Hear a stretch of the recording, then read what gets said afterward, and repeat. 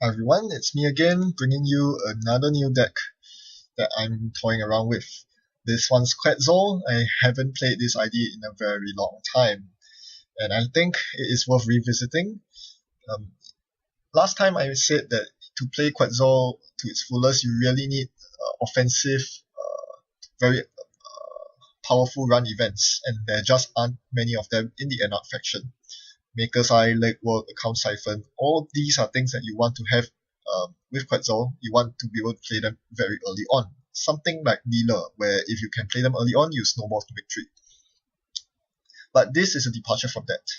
Some of you might have actually seen this deck on Netrunner DB before. It comes under the name Kim Possible, and it basically uses a whole bunch of resources as passive economy, which allows you to use the Overmind and Night breaker suite, all AI breakers, allowing you to get through any ice as long as you have the money for it, which you should, because you're using data folding, you're using daily cards, liberator accounts, all the money in the world.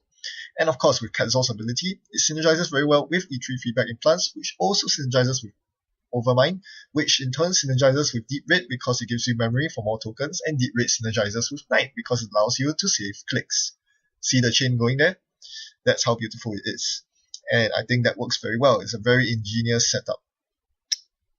But back to Quetzal's ability. The ability to smash through barriers is actually pretty important, and it is immediately denied from me very, very nastily by the enemy corp who plays Cerebral Static. Very brutal. On the bright side, I suppose it's Jinteki. They probably don't play too many barriers, so I shouldn't be too worried about that. But the main reason why you play this in Quetzal is because you do not want to deal with the likes of Wraparound and Curtain Wall, two of the most annoying barriers in the game. With E3 feedback implants, Curtain Wall costs 2 credits to break, and Wraparound is free to break. You also run a couple of knives to get rid of these eyes should the corp decide to play smart by stacking those annoying barriers. So there you go. That's the synergy, and that is why it plays so well in Quetzal. So I get off to a pretty good start. Despite losing my ability, I'm able to find 2 Liberator accounts and the Supplier, which gets me going here. Now my opponent mushins out something and places an ice in front of it, so I'm almost certain that's an agenda, given his aggressiveness in protecting it, so I'm immediately going for it, taking as much money as I can before installing the Overmind and running to hit it. And I see he protected it with a Cortex lock, so I'm very sure that he's trying to keep me out, and I scored a Future Perfect. Why can I tell this? Because after seeing me play my Deep Red, he must be quite confident that he can defend the server, because if I run into the Cortex lock, I'm going to take 6 to 7 net damage and instantly flatline. But he didn't expect the Overmind coming from me, and because of this, I'm able to swing 6 points in my favor. 3 away from him, 3 to me. So that was a big mistake. I wouldn't say it's a mistake. It's good to rush out against most runners in general nowadays. Unfortunately for him, I had the answer in my hand to deal with the Cortex lock. And yeah, even a Cerebral Overwriter wouldn't have killed me there, but a Junebug would have. That was the risk I had to take, and it certainly paid off. I'm pretty sure that's not an agenda, so I'm going to let him go on that. The most important thing about scoring the Future Perfect is that now Cerebral Cast is turned off, so I can run through barriers again. And as you see soon enough, that will turn out to be a very important. So now I can afford to set up, but I still have a lot of money. My daily cast is ticking, and I still have 4 credits of Liberator to take. And here you see the Wraparound. So I hit the Wraparound, break it, and score a Nisei. Suddenly, I'm looking very good. I'm on match point with 5 points. It seems like he's running big agendas instead of small ones like Cambridge Jinteki. So yeah, I'm in a very good position. And I do have knives in my hand to deal with Wraparounds. So that is something I'm definitely looking to do very soon. Or not, because with Quetzal's ability, why would you ever need to use knives? I would rather save the knives for use on Eli's, because I'm pretty sure he'll be packing Eli's, and those are more annoying. Those are the ones that you want to knife through. Okay, so I saw a Mushin in his hand, that's why I said uh-oh. he can probably play another mind game with me with that Mushin. I need to be careful here. And he renews the Cerebral Static. Ouch. So I really should have played the knife earlier on. Now with Cerebral hitting the board, basically I cannot use my ID ability for the rest of the game, because the next agenda I score to turn off Cerebral Static will basically end the game because I would win, and I have no currents in my own deck. Hacktivist support is a nice include, but there just isn't enough space in this deck. Alright, now it's time to go for R&D since HQ is locked out. He shows me two pop-up windows. I'm going to break through both of them. See a Jackson Howard, thrash. That has to go in the bin. Yeah, but I'm not a fan of giving him free credits like that, so I can't rerun it. Not without my medium at least. So that's what I'm basically digging for. I'm trying to find my medium at this point. I've had worse in hand. That is definitely going to stay in my hand as net damage protection. In the meantime, he installs an upgrade over R&D. Very smart choice. I need to be careful about that. I draw into a legwork and a career fair. Now, that legwork, I would really like to get the legwork off, but it's too expensive to get through the wraparound. So I'd rather go through R&D to find the agenda, and he shows me the Caprice Nisei. And I bid one because everyone always bids one. Accessing a snare. Ouchie. The snare hits my legwork, so that takes away that option from me, but it also hits the I've had worse, so that card paying off right there. And because I know that that's an upgrade, because he fired off a Grundle Refinery there earlier on, I get a free Queen's Gambit. So my economy is looking good, but this is mostly because he's playing ice that is generally not very taxing. Pop-up windows aside, wraparound is binary, Cortex Lock is irrelevant, etc. So I do find a couple of gambles which go down, and I decide to hit R&D. Again, HQ is not where I want to go, even though I have enough money to break the wraparound. I should be knifing it, but I'd rather save the knife for an Eli, as I said. Once again, I win the Caprice side game, and I access a Future Perfect, but fail the Future Perfect side game. I kind of knew I thought he would bid 2, but he ended up bidding 0, so that ends it. I could run again to play the side game again, but it's not worth it. Paying 3 credits and he gets 3 free credits just for a shot at the Future Perfect. I'd rather hit his hand for it. So I let him take the Future Perfect into his hand, but that means I need to knife his wraparound ASAP. So that's what I'm about to do. First I hit Katie Jones. Then I play the Knight on the wraparound. So this will allow me to break wraparound for 4 credits instead of 7 credits. Okay, now I kind of regret it. I should have, well, I probably misplayed here. I should have just ran in without the Knight, broke the chump. I just needed to see what kind of ice was protecting the wraparound. Then proceed to knife it later on. Because if I do knife the wraparound at this point, I'm going to lose my knife. I'm going to lose my Knight, and that's not good. I really want to save my Knight for the higher strength ice. Cortex Lock's a very good example, because I won't have enough. I won't ever fill all 7 of my memory. So here you see me performing the knife. I should be breaking the wraparound with Overmind instead of Knight, even though it's much more expensive to do so, because I really need the Knight more. So, well, I still do break the wraparound, and the Knight goes away, and I access the Future Perfect. I failed the side game, and this makes it pretty clear that that remote is a trap, the Mushin that he just threw out, because his Mushin would either be a Future Perfect or a trap, or a Grundle Refinery. So now he's pretty rich, and he gets rid of the chump, which is useless. So that's why I say waited to use the knife, because that will invalidate 2 ice at once, and this is why chump is just not a good ice in general. So here he resists a Susanoo, and this is back to what I was saying. This is where I really, really wish I had not used the Knight. A Knight on Susanoo is huge. Something that cost him 9 to res cost me only 2 to break. That's insane. Whereas for wraparounds, that's 2 for him to res and so much for me to break. Not worth it at all. So yeah, very poor use of Knight is causing a lot of problems, because that means I cannot run HQ even though I know that the agendas are there. Just think about it. I haven't been locking his R&D, but he hasn't seen a single Jackson because I trashed the one that he was about to see. The agendas have to accumulate in hand. He's not scoring agendas, they have to be in hand somewhere. So I'm really wishing I can get in right now. So right now, I'm basically trying to draw cards every single turn to find my final copy of Knight. 2 copies of Knight have hit the trash. I'm looking for my last one, and that is the most important one, because it allows me to get the final agenda that I need to win this game. Now, I also find my first copy of Data Folding. It's a bit late, but it's better than never. It will definitely pay off very well across the rest of the game. And again, it synergizes because I have 7 free memory, which I almost certainly won't use all of. Alright, so the game continues, and he tries to score what seems to be an agenda.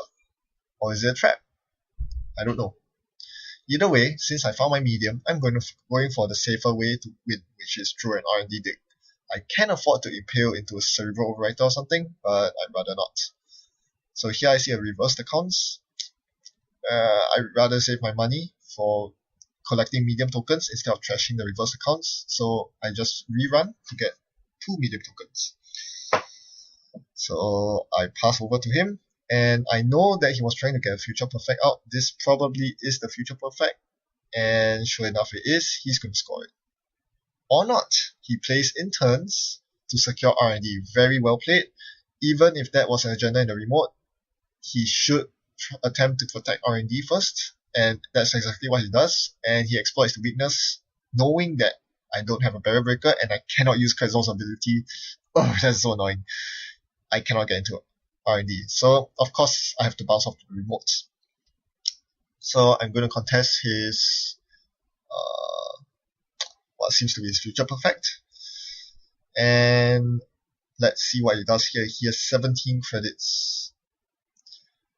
And does not res the Outer Ice. Now, very tricky. Is this a trap? It could be. I think it's not a trap. I think he knows that he cannot keep me out with whatever ice he has. Because I have Overmind tokens, I have enough money to get through. But when I saw the Caprice Nisei, I knew that was a trap. It was only a question of what trap it was. Turns out it's the purple trap, so I lose. I take 2 brain damage. Ouchie. Yeah, well, that was a wrong move by me, but I really had no choice at that point, because what else can I do? Sit back, get a Knight? I don't know. And he rightly predicts that with only 5 credits to my name, I do not have I don't have enough credits to get through that server again, so he gets a Future Perfect off. And that is quite awful for me, because I knew that it was in his hand, and now it's no longer there for me to steal it. So I'm still looking for my Knight. I'm down to 10 cards left in R&D, and I still haven't found it. I joined the I've Had Worse. Very tempting to click on the I've Had Worse to play it, but I can't. I need to get protection against net damage. So I'm going to dig for my Knight with Earthrise Hotel instead. So I'm trying not to I'm trying not to give it away, the fact that I'm digging for my Knight, although it's getting pretty obvious by now. And he's continues setting up his remote. So it's a very weird breed of Jinteki deck. It's more of a Glacier type that plays mind games with you. Very costly mind games, and of course Mushin really helps with scoring agendas and trying to brain the runner. But it doesn't seem like Snare and Cerebral Overwriter do synergize pretty well. Anyway, here I made a completely illegal move because Octagon doesn't stop me. I completely forgot that this is not allowed. You cannot use the 3MU on Deep Red for non-Kaisa pieces. So that's my bad there. I should trash a program before installing that medium. But, well, we don't notice it and the game goes on. He installs and advances a card in the remote. Do I contest it at this point? I still haven't found my Knight. There are 5 cards left in my hand.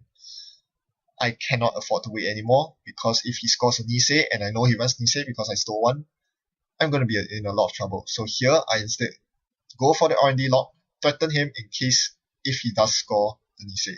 All I see are a bunch of ice. Bad luck. So I'm going to just drop a bunch of resources and go on my merry way. Was that an agenda? Turns out it's not. He's taking his time to think. So on my side, I'm just basically waiting for the knight right now. On his side, he plays the reversed accounts, which I saw earlier. I was like half expecting that, and turns out that was the case.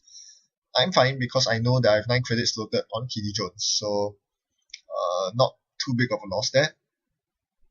But that definitely sets me back because being on 0 credits means that I cannot liberate either daily cast or data folding of my supplier, so he delays me by 1 turn, and basically every credit counts from now on because I'm running out of cards. That's a pretty serious problem, but finally, hallelujah, there's the knight. I'm gonna play it right now, and just in time because my overmind has run out of tokens, so I revert to a legal board state where I have 4 non-Kaisa programs on my board. I will break through R&D and see 5 cards. Here goes. Tsurugi, Lotus Field, Celebrity Gift, Snare, Cortex Lock. Jeez, you have to be kidding me. And the worst thing that was last click, so I had to discard 1 more card, leaving me with 3 hit points in hand. Ugh. Gosh. Give me a break. And the worst thing is I have no more credits left. I only have 4 credits right now. I'm pretty sure I cannot contest that remote server without completely dying to Cortex Lock. Remember that breaking Cortex Lock costs 4 credits. So there's no way I'm going to contest that remote server, and he's decently rich enough to res ice. So that is kind of out of the question unless I host Knight on the Cortex Lock. Even then, I don't think I can get through. So R&D is probably the only route here. It seems like that is the case, so I'm going to click for credits and run R&D. Breaking wraparound with Knight and taking out all 3 pop-up windows. Nope, I'm going to use 2 overmind counters on pop-up windows because this will probably be the last run. I want to have at least 4 credits to steal NAPDs because I've seen Future Perfects and Nisei so far, but I don't know what other agendas he's running. I have to assume NAPDs, so I just need to make sure I have 4 credits. And he reses a Jackson and reshuffles snares back. That is awful news for me. Not that bad because I can take 1 snare to the face. But if I hit both snares in succession, I'm going to lose. He has enough credits to trigger 2 snares. Let's see how lucky I get. Snare, Jackson Howard. Oof, Veto AI. Yep, I lose the game because I hit the Veto AI with 0 cards in hand. 2 net damage kills me before I actually steal the agenda. So that's game. Yes, that final turn was a huge mistake. Even though I was so low on credits, going for the sure access in R&D was the wrong choice. I should have known that face down card was a Jackson. What else could it be, honestly? A snare? He wouldn't be baiting me for a run in that server, and there are not that many other assets he's running.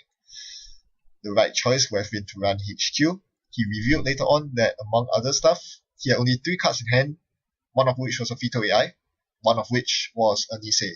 Either way, I would have won. The legwork was the correct choice. My last turn should have been host Knight on Susanoo, and then make the legwork run after taking 2 more credits to make sure that I have enough credits to break all the stuff. The outer ice on HQ turned out to be a lowly Himitsubako, which I could easily break through, and the legwork would have connected. This was definitely not a game that I should have lost because I had such a good start, and he wasn't able to keep me out for the most part. But then again, I made a lot of mistakes throughout the game. As you saw, I managed my knights very poorly, and the final run, very poor judgment on my part. Still, I hope you enjoyed this video, and hope you found it refreshing for me to play a very different deck from the usual. Thanks for watching Happy Net Running. Goodbye.